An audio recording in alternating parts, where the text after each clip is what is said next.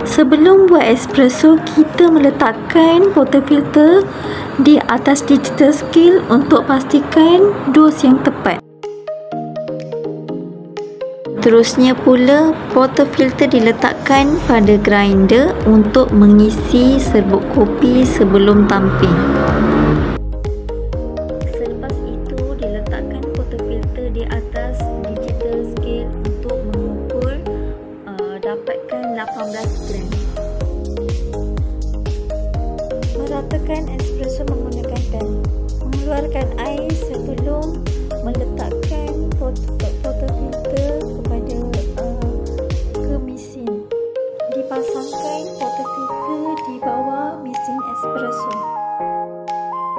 Mula-mula tekan start, selepas tu air panas akan melalui kopi.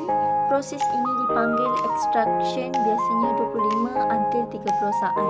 Hasilnya espresso short, pekat dan aromatik, dan ditunggu sampai dipenuhkan dalam shot espresso dalam saat yang ditetapkan.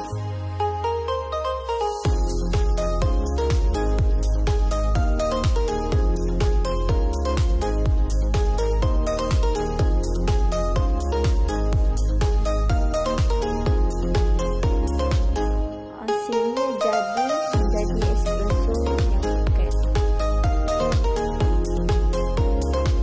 Sebelum panaskan susu, pastikan tuang dengan separuh penuh dalam jug.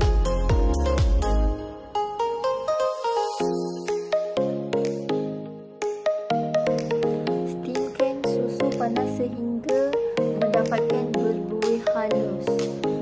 Suhunya sekitar 55-65 Celsius. Ini bagi yang kita pilih untuk latte dan cappuccino.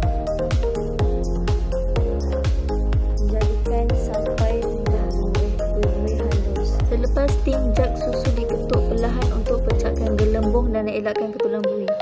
Tuangkan espresso dalam espresso 2 shot dalam cup. Dan tambahkan susu ikut jenis minuman latte, cappuccino, flat white.